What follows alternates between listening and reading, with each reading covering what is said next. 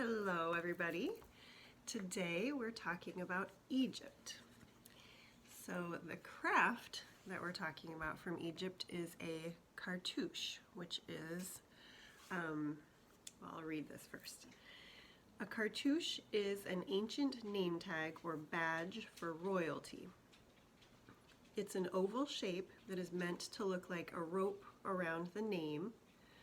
The oval represents the kings or the pharaohs ruling over everything. So like they rule over everything within this circle, which to them meant the cosmos.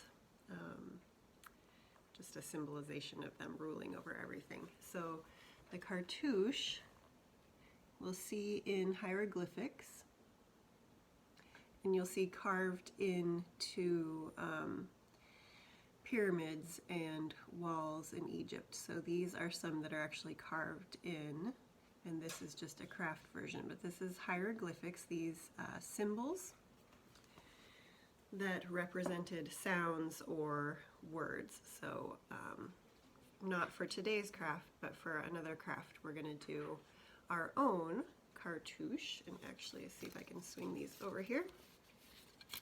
Here's one that I made out of plastic, Shrinky Dink. There are a couple paper ones. That one is Jason's, and that's one of mine. So those are something we're gonna do. I'll do another video for it. Today we're talking about Egypt, which I guess I should have said first. So Egypt is in the continent of Africa. Let's see, ooh, lots of glares today, reflections on the screen. So here's Egypt up here. We have talked about South Africa, we've done Mali, we've done Kenya, which I think is that one. Yep. So Egypt is in Africa. So I'll tell you a little bit about Egypt, but I could really probably teach an entire semester just on Egypt. There are lots of interesting things. If it weren't for the Nile River, Egypt would be mostly one big desert. So Egypt is a lot of desert area. Most of the life that happens in Egypt is around the water, the Nile River, which is a very large river, one of the biggest, I believe the second biggest river in the world, next to the Amazon, which we've talked about. There have been over 130 pyramids discovered in Egypt. Hopefully you all know what a pyramid is. It's pretty common to see pictures or pyramids. Let's see. The pyramids were used as tombs for very important Egyptians. There are sandstorms or dust storms in Egypt, which would be wind blowing, like maybe like a tornado, or wind blowing the dust and sand, but it can be so bad that you can't breathe because there's so much sand in the air. So interesting. I hope to never be in a sand or a dust storm. Ancient Egyptians believed that some animals were sacred, and you may have heard this, including the cat. The cobra, which is the craft we're doing today, is another one, and but the cat is something that people hear, that Egyptians, they were not allowed to hurt cats at all. It was against the law. A lot of Egyptians, most families had a pet cat because they thought it was good luck for the household. Let's see.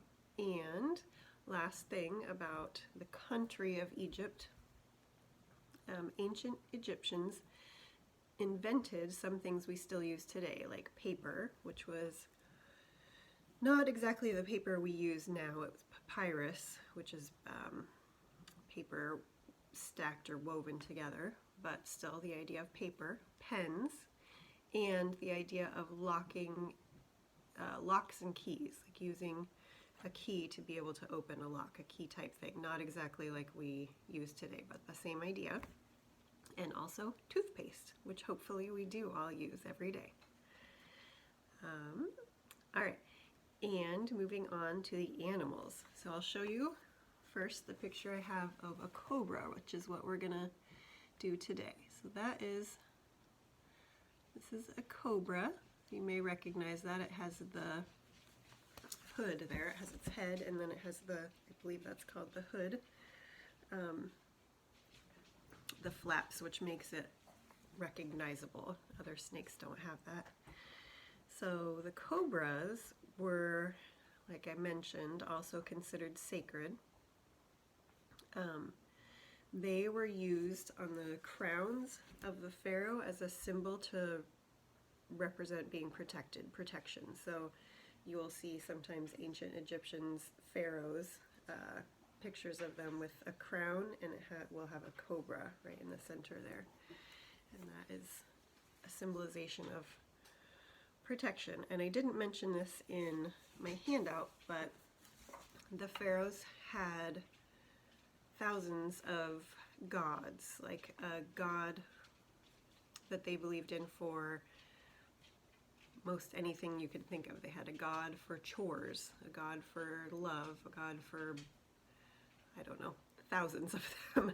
So one of their gods was depicted or said to take the form of a cobra. And that was a god of protection.